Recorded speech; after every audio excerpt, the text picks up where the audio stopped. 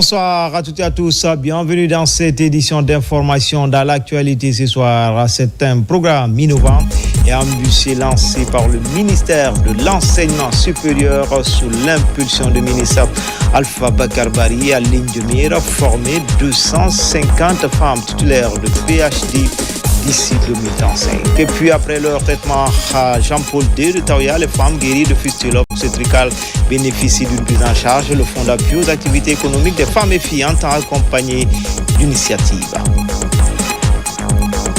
Enfin, culture et mise officielle d'instruments de musique à l'orchestre emblématique, le Sorsonnerie de Bokeh. C'est un appui du ministère de la Culture pour relancer ce patrimoine culturel. Les artistes locaux se frottent les mains et annoncent de belles créations dans le futur. Voilà pour le sommaire. Encore une fois, bonsoir à tous. C'est un programme innovant et ambitieux lancé par le ministère de l'Enseignement supérieur sous l'impulsion du ministre Alpha Bakar Bari en ligne de mire, former 250 titulaires de PhD d'ici 2035. Une réponse forte pour combler les déséquilibres et booster la représentativité féminine dans le monde académique. Mounir Bari, Amarako Bassouma. C'est un projet alléchant et porteur d'espoir piloté par le ministère de l'Enseignement supérieur, de la Recherche scientifique et de l'Innovation. 250 femmes enseignantes-chercheurs seront formées au doctorat. Un programme inédit soutenu fermement par le chef de l'État pour briser les barrières et ouvrir la voie de l'excellence féminine dans l'autre sphère du savoir. Si les femmes n'ont pas de doctorat, elles ne peuvent pas s'impliquer pleinement dans les activités de l'enseignement supérieur. Une fois elles ont ce diplôme de doctorat, elles peuvent aspirer au grade académique d'assistant, de maître assistant, de maître de conférence et de professeur. Ce programme est une initiative audacieuse, une initiative qui fait plaisir à toutes les femmes, pas seulement aux femmes, aux hommes aussi, parce que les hommes sont nos partenaires privilégiés qui vont nous permettre et nous accompagner pour la réussite de ce programme. Former 250 femmes à un doctorat d'ici 2035, c'est créer un vivier d'élite au service de l'enseignement supérieur. Ce programme qui est lancé répond à une préoccupation spécifique dans le cadre de l'égalité du genre au sein du ministère de l'Enseignement supérieur, notamment la sous-représentation des filles-femmes dans les filières scientifiques. Former 250 femmes docteurs d'ici 2035 est un objectif noble. Aller vers les filles et les femmes dans nos institutions d'enseignement supérieur afin de rehausser leur nombre dans ce domaine-là. Ce programme s'inscrit dans la dynamique du vaste projet 1000 PhD et 5000 masters déjà lancés par le ministère pour renforcer le capital humain national.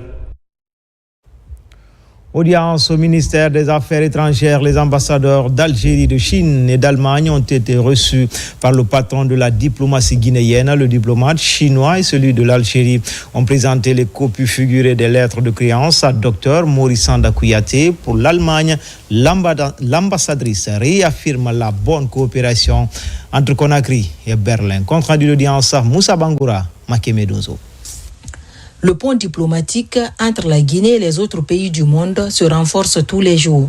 Une marque de confiance dans la gestion politique du pays et le signe que le monde observe et apprécie les actes que pose le président de la République, le général Mamadi Doumbouya. Cela se traduit par ses nombreux balais diplomatiques au ministère des Affaires étrangères. Les ambassadeurs se succèdent pour renouveler l'amitié de leur pays à la Guinée. La plus récente visite est celle du nouvel ambassadeur de Chine, venu présenter les copies figurées de ses lettres de créance au chef de la diplomatie guinéenne. L'amitié traditionnelle entre la Chine et la Guinée s'est enracinée dans l'histoire. La Guinée est le premier pays subsaharien à établir des relations diplomatiques avec la République populaire de Chine. Ces dernières années, grâce à la direction stratégique des deux chefs d'État, la confiance politique mutuelle entre la Chine et la Guinée ne cesse de renforcer. Elle souhaite établir des relations amicales avec son Excellence, Monsieur le Ministre, le ministère des Affaires étrangères et les divers départements de la Guinée afin de travailler ensemble avec nos amis guinéens à la mise en œuvre d'importants consensus atteints par les chefs d'État de nos deux pays et de promouvoir sans cesse l'amitié remarquable et la coopération gagnant-gagnant entre la Chine et la Guinée. Quelques jours avant, le nouvel ambassadeur d'Algérie avait été reçu aussi par le ministre Maurice Sanda Kouyaté. Son Excellence Abdoulatif Guia a remis les copies figurées de ses lettres de créance au chef de la diplomatie guinéenne. Fructifier la coopération entre Alger et Conakry dans tous les domaines sera sa mission régalienne. Dans la foulée, Madame l'ambassadeur de la République fédérale d'Allemagne a été reçue pour une visite de courtoisie.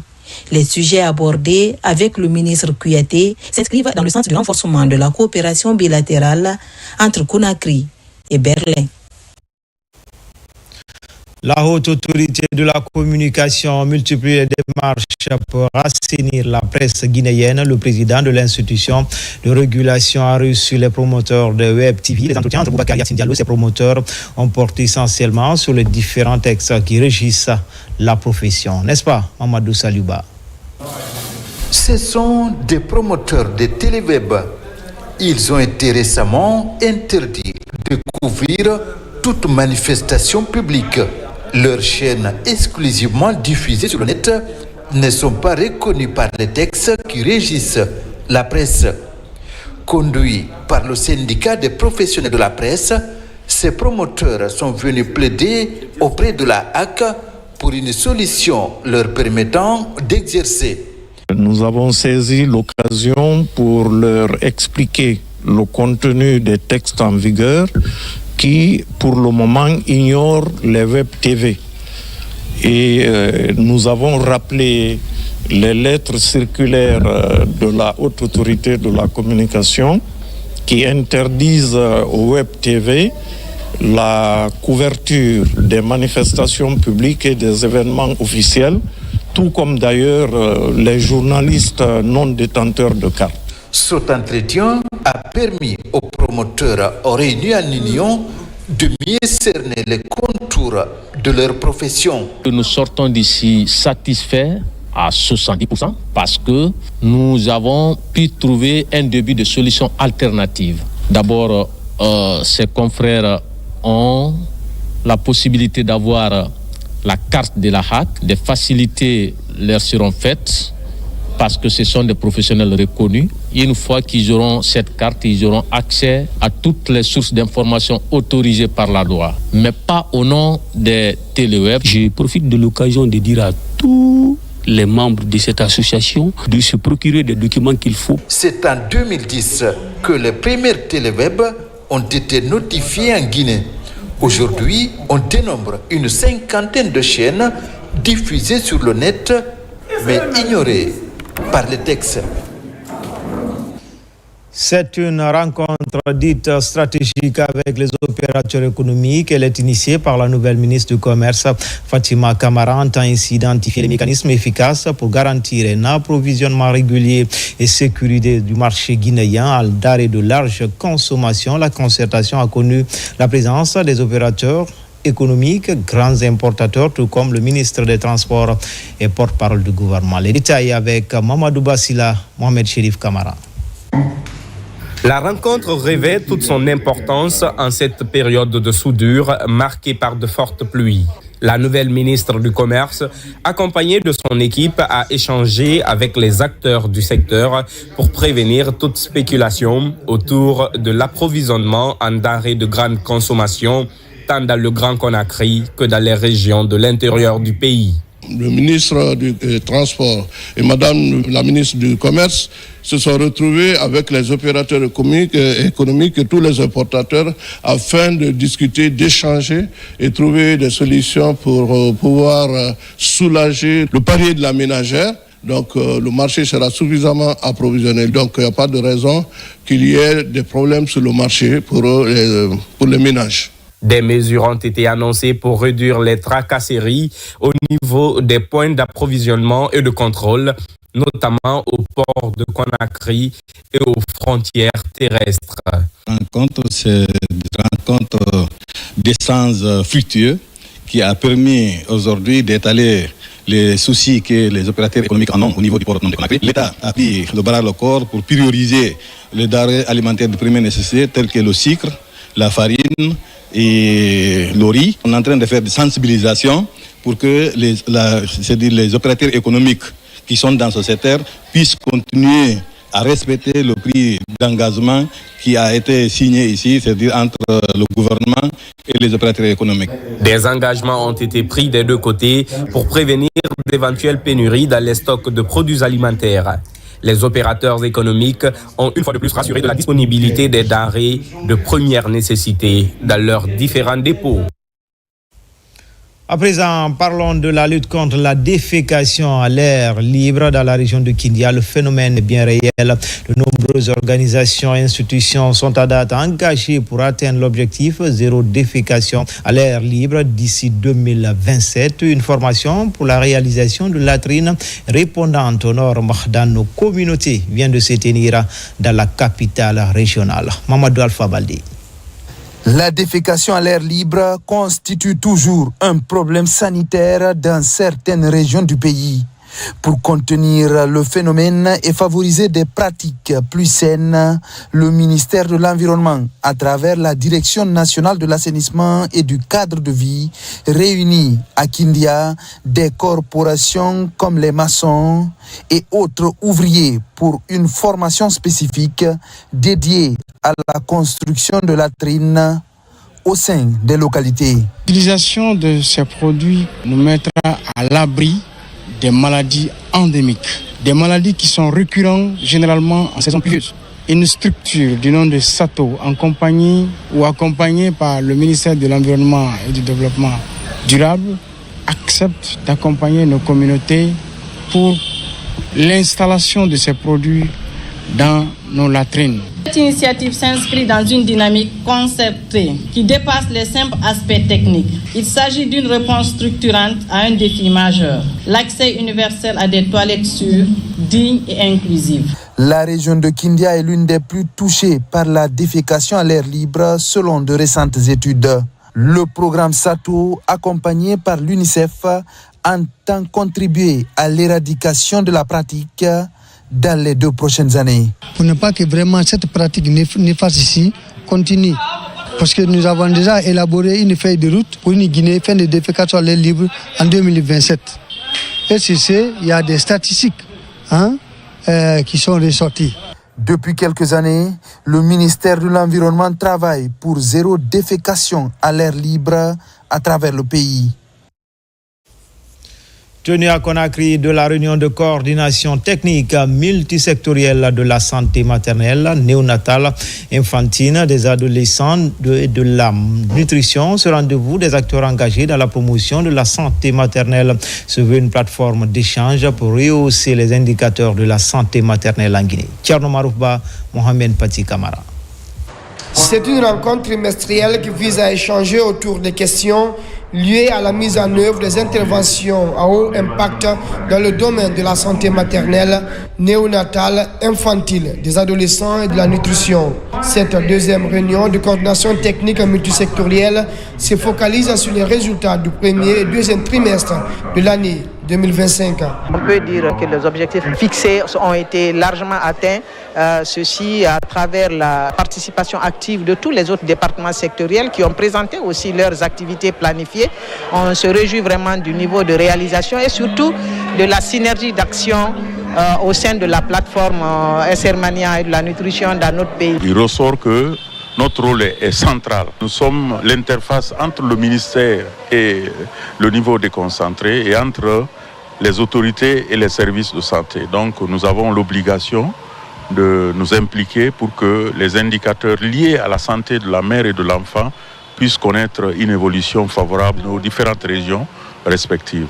Améliorer la coordination des interventions de l'offre de services de la santé maternelle, néonatale, des adolescents et de la nutrition de qualité et les indicateurs et l'objectif recherché de ces assises de 2 jours. La tenue régulière de cette réunion démontre notre volonté commune d'assurer la cohérence, la complémentarité et la synergie de nos interventions en faveur des femmes, des nouveau-nés, des enfants, des adolescents. Ensemble, nous devons sans cesse questionner notre efficacité, renforcer notre coordination et affiner notre lecture des réalités de terrain. À cette rencontre, qui regroupe 115 acteurs, des recommandations ont été formulées afin de mettre la barre haute concernant la santé maternelle, néonatale, infantile, des adolescents et de la nutrition.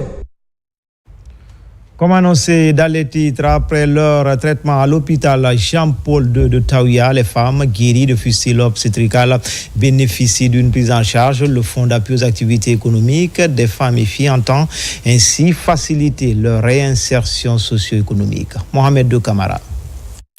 Dans le Grand Conakry, 25 femmes guéries de fistules obstétricales bénéficient d'une prise en charge du gouvernement. Une action qui vise la réinsertion socio-économique voulue par le ministère de la Promotion féminine à travers le Fonds d'appui aux activités économiques des femmes et filles, FAEF. Ce projet de réinsertion socio-économique reflète la volonté du gouvernement guinéen de ne laisser aucune femme à marge du progrès national. La fistule obstétricale est une blessure silencieuse, souvent invisible, mais aux conséquences profondes.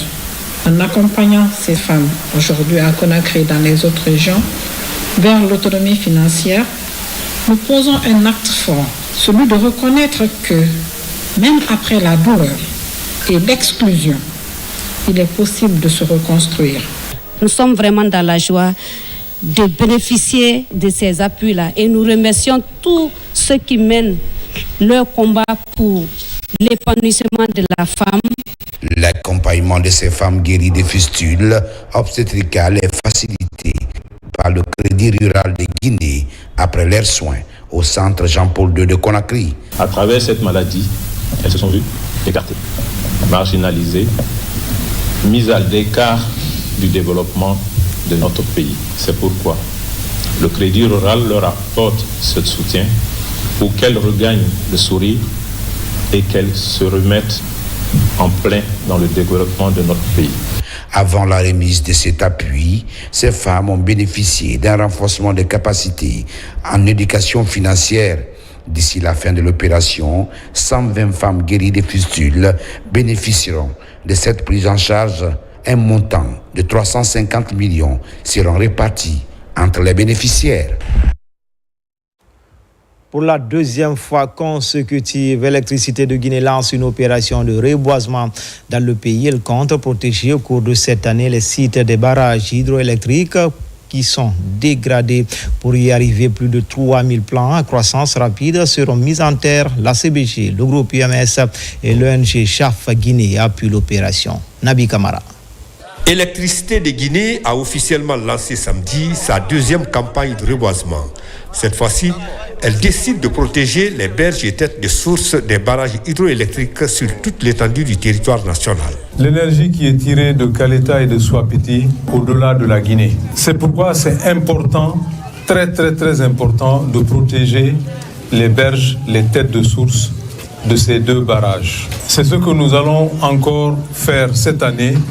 Et on va poursuivre, Inch'Allah, les années prochaines. Ça va nous aider à améliorer la sauvegarde, la protection de nos barrages, avoir plus d'eau et avoir plus d'énergie. Nous allons reboiser 77 770 plants d'espèces locales. Pour cela, nous demandons l'implication effective des communautés. Dans le mécanisme de réalisation, nous allons mettre en place des comités de suivi et de veille. Dans la mise en œuvre de ce vaste programme de protection de l'environnement et de sauvegarde des ouvrages hydrauliques du pays, Électricité de Guinée bénéficie de l'appui de certaines sociétés minières et ONG de la place.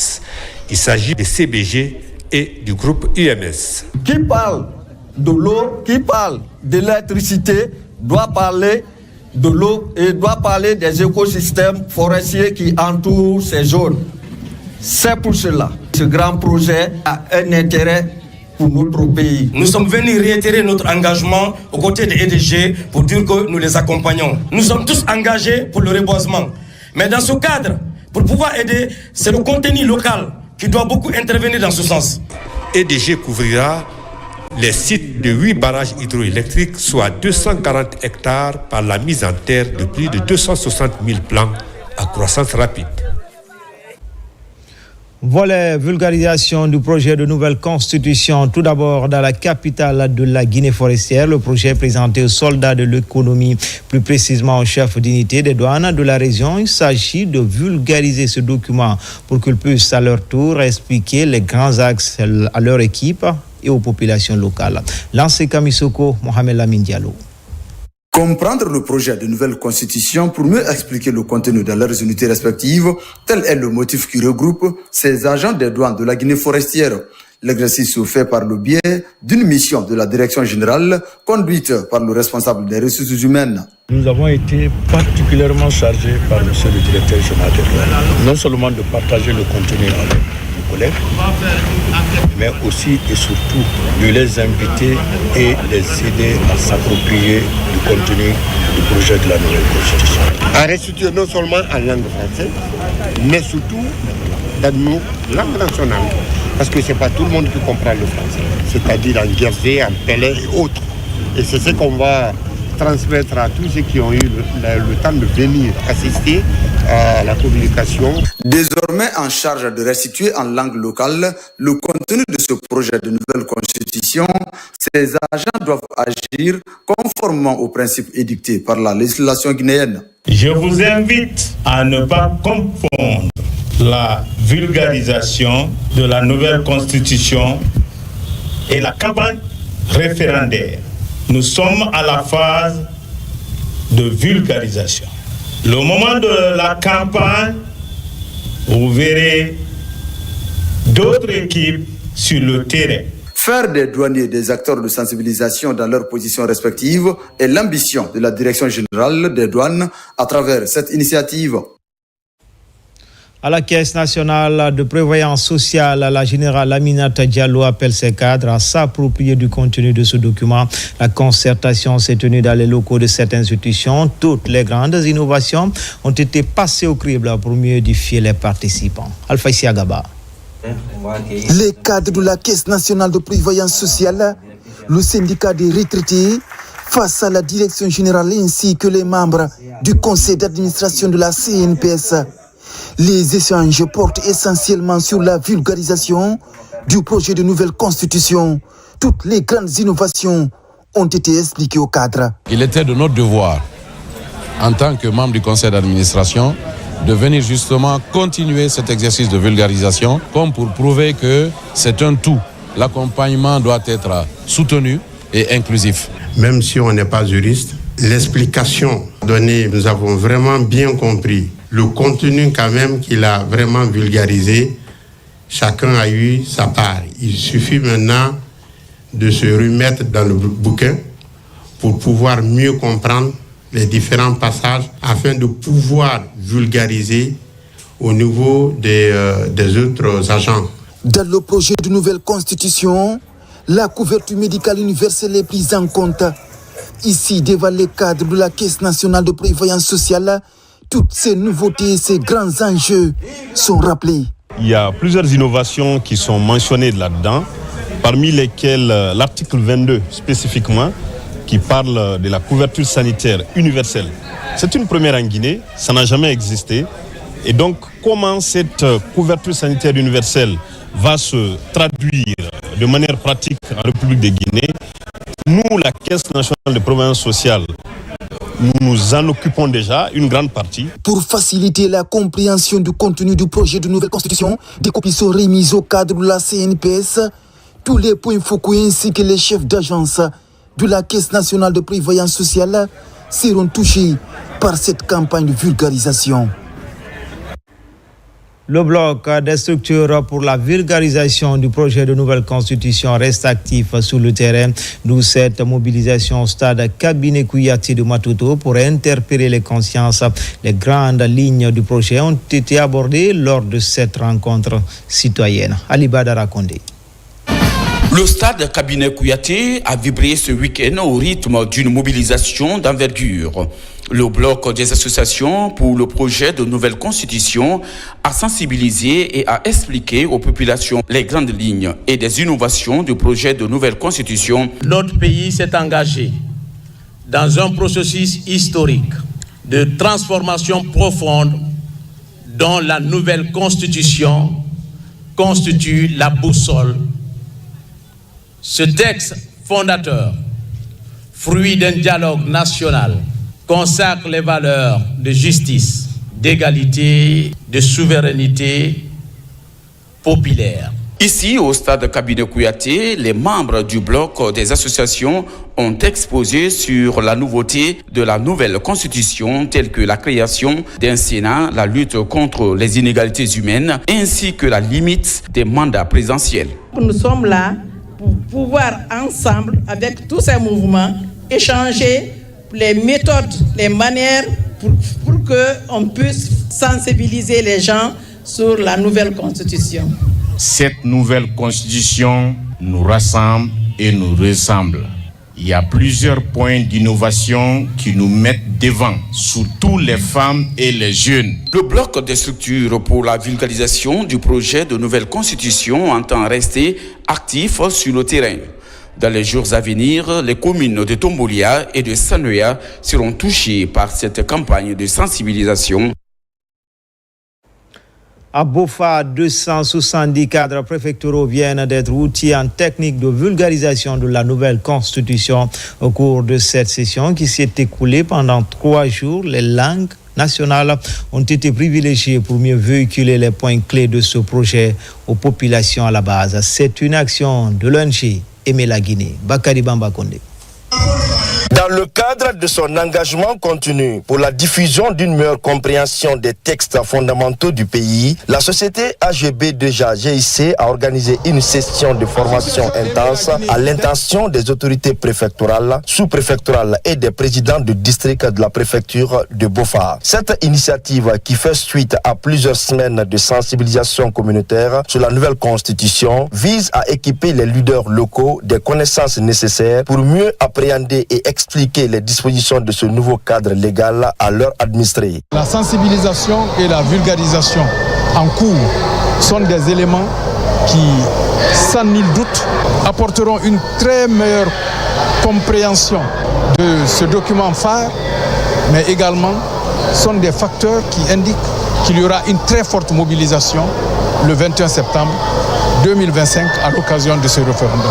La formation qui s'est déroulée sur 3 jours a réuni des représentants clés de la gouvernance locale. L'objectif était de décortiquer le contenu de la nouvelle constitution en mettant l'accent sur les aspects les plus pertinents pour la gestion des affaires publiques au niveau décentralisé. Pour être choisi, pour être le passager du message, pour bien comprendre cette nouvelle constitution au niveau de la population, c'est une confiance. L'intérêt particulier pour nous est que ça permettra à coup sûr que la population soit suffisamment outillée, suffisamment informée quant au contenu de ce projet qui restera la colonne vertébrale de notre pays.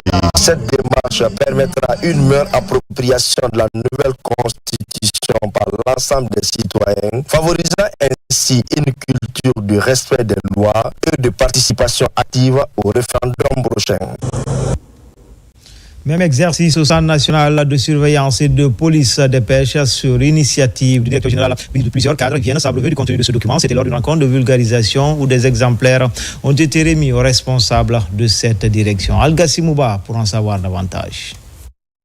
S'approprier le contenu du projet de la nouvelle constitution, une préoccupation de tout un chacun. Au Centre national de surveillance et de police des pêches, les cadres se retrouvent autour de la table.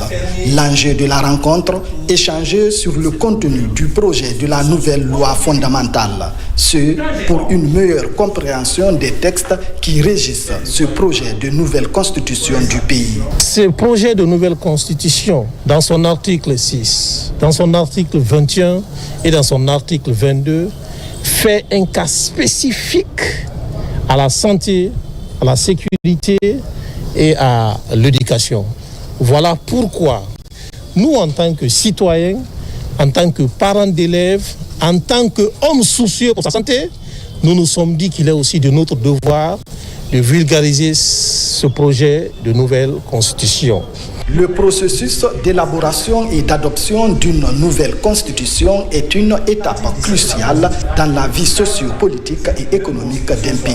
C'est dans ce contexte qu'il est impératif de prendre connaissance des différents textes. En tant que service qui protège la mer et que cette protection de la mer est citée dans le projet de notre nouvelle constitution, il est de notre devoir de partir vers les autres pour vulgariser le contenu de cette nouvelle constitution pour que tout le monde soit au même niveau d'information. Engagé à mobiliser tout son personnel pour une large vulgarisation afin de faire comprendre les enjeux et les implications du texte fondamental, le directeur général du CNSP procède à la distribution des exemplaires du document du projet de la nouvelle constitution. De son côté, le mouvement Kirikira ou le chemin du bonheur est également en ordre de bataille pour la vulgarisation de la nouvelle constitution. Ses membres se sont retrouvés ce week-end à Madina pour une causerie citoyenne. Le bien fondé de ce texte a été longuement partagé. Kadiatou Keita, Marie-Angélique Bangoura. À l'image de plusieurs plateformes de la place, la structure Kirikira s'implique dans la campagne de vulgarisation du projet de nouvelle constitution. Ici, la cérémonie a réuni les différentes couches sociales. L'occasion est mise à profit par le coordinateur de cette structure de mettre l'accent sur les innovations majeures qu'introduit ce texte fondateur. Cette constitution nous offre plusieurs avantages. Un état de droit véritable, la justice indépendante. Cette constitution nous offrira un avenir meilleur pour la jeunesse. Cette jeunesse vibrante, pleine de rêves, d'énergie qui mérite des écoles, des emplois. Cette campagne de sensibilisation dont la communication en langue locale a permis aux citoyens de cerner les contours de cette future loi fondamentale. La structure Kirikira va être mise à contribution pour une large vulgarisation à la base. Nous avons compris que la population doit s'approprier du contenu de ce projet de nouvelle constitution. C'est ce qui permettra au peuple de connaître leurs devoirs et leurs droits. Cette sensibilisation nous a permis de mieux comprendre le contenu de cette future loi fondamentale qui doit prendre en compte désormais toutes les aspirations des Guinéens.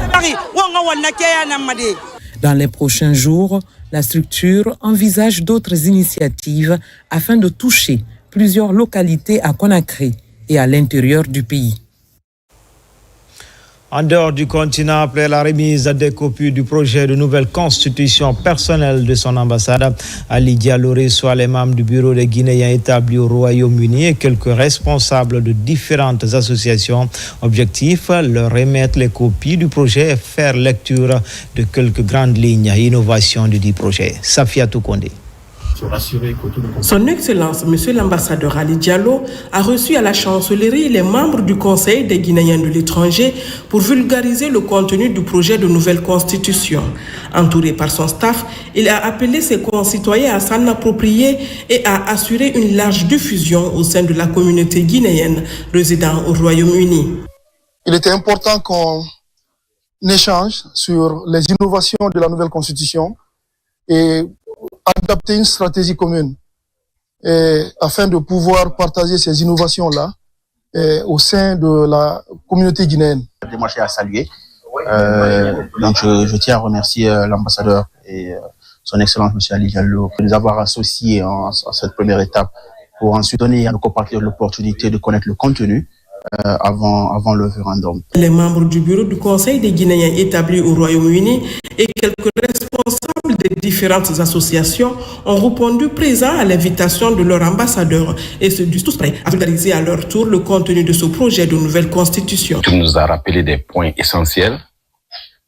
On sait déjà même sans lire que c'est quelque chose d'important pour la Guinée et nous nous engageons pour l'accompagner dans la vulgarisation de cette constitution. Si on aide nos leaders de exécuter de ce qui est là-bas, ça va nous donner beaucoup d'importance, ça va nous aider et aider nos enfants aussi.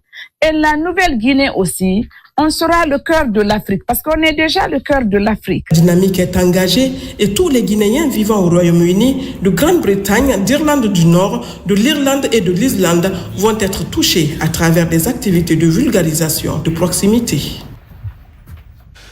Dans le reste de l'actualité, les jeunes filles leaders comptent accompagner le général président dans sa vision de promotion et de consolidation de la cohésion sociale. L'annonce a été faite lors d'un conclave à Mamou sous la houlette de la Direction nationale de l'emploi jeune et de l'auto-emploi. Mamadou Paté Baldé.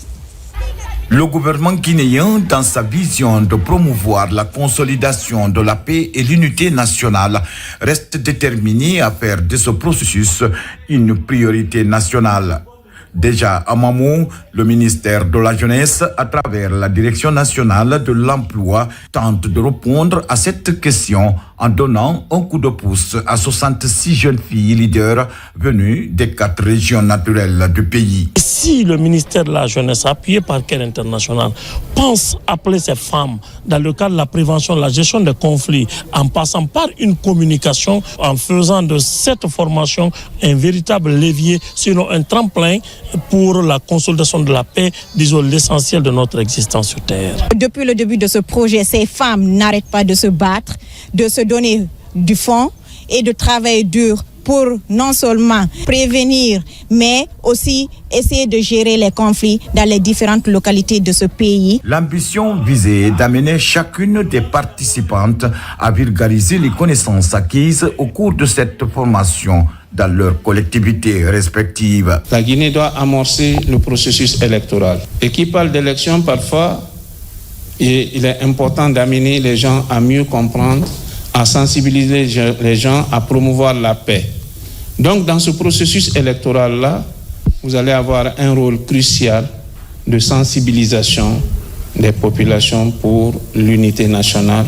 Pour qu'on puisse quand même intervenir au niveau d'un conflit, il faudrait qu'on soit sûr de soi-même, qu'on ait la capacité, qu'on ait la volonté d'aller vers ceux qui sont en conflit pour pouvoir les fédérer et les mettre ensemble. Durant ces 3 jours, ces jeunes filles leaders bénéficieront également des connaissances pratiques sur l'analyse et le bilan d'un conflit, ainsi que les étapes de processus de changement de comportement et les facteurs facilitant ainsi ce changement.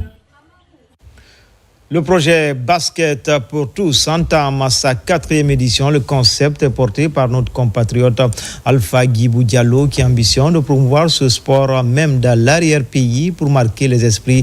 Les équipements sont remis aux équipes féminines et masculines du pays, les 10 clubs affiliés à la Ligue, la Maison Centrale, tout comme l'organisation d'un tournoi à la baie à l'affiche toutes les préfectures du pays. C'est Koussouma Kandeoumar Touré.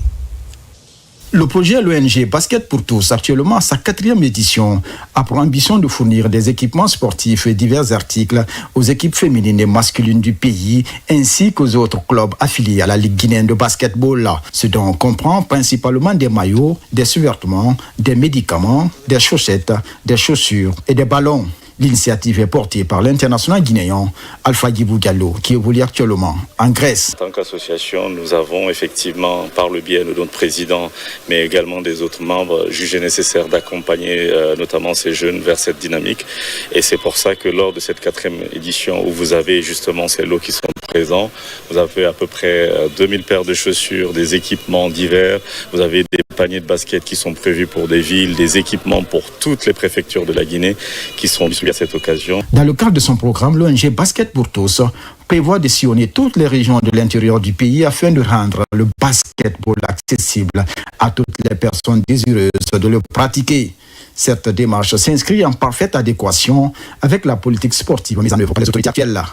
Écoutez, j'encourage non seulement les membres de cette association, mais aussi d'autres bienfaiteurs d'une telle initiative qui vient encourager et appuyer l'État dans ce qu'il fait au quotidien, accompagner nos différentes disciplines, nos différentes fédérations à promouvoir leurs disciplines.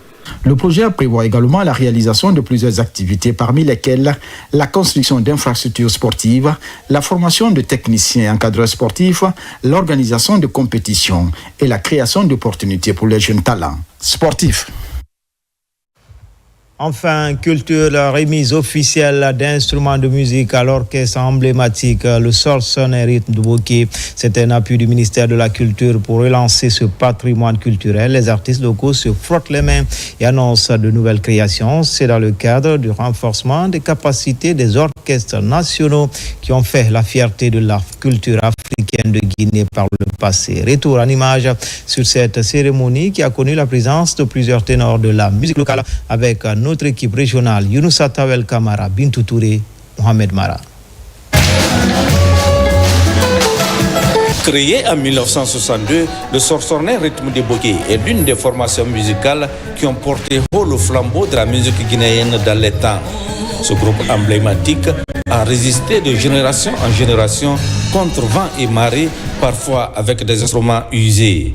Aujourd'hui, grâce à la volonté personnelle du président de la République, le général Mamadi Doumbouya, à travers le ministère de la Culture, cette formation orchestrale reçoit des appareils musicaux flambants neufs en vue de relancer la culture du terroir. C'est une immense joie aujourd'hui pour moi de vous remettre, monsieur le préfet, ces instruments au nom du ministre Moussa Moïse Silla qui, au nom du président, a estimé qu'il n'y a pas de développement sans culture. C'est un don qui nous galvanise, ça nous réconforte et nous motive davantage.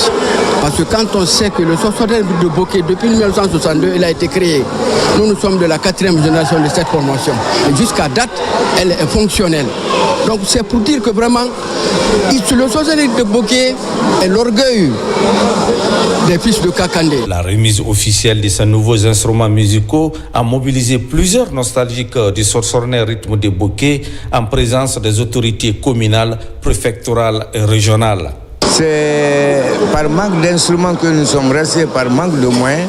Mais heureusement pour nous, le ministère a transmis le message du chef de l'État en nous envoyant des matos auxquels on s'attendait. Cet acte que nous posons aujourd'hui est la preuve tangible de la volonté des autorités nationales soutenir nos artistes et préserver notre riche patrimoine culturel. Au terme de la cérémonie, un vibrant hommage est rendu aux membres fondateurs de ce groupe, suivi de témoignages sur le moment de gloire de cet orchestre mythique qui a émerveillé et continue d'émerveiller toujours les mélomanes du Kakandé profond et d'ailleurs. C'était tout pour les infos. L'actualité se poursuit sur le www.guinée.info. À bientôt pour d'autres actualités sur la Guinée, notre paradis terre de richesse et d'innovation, Inch'Allah.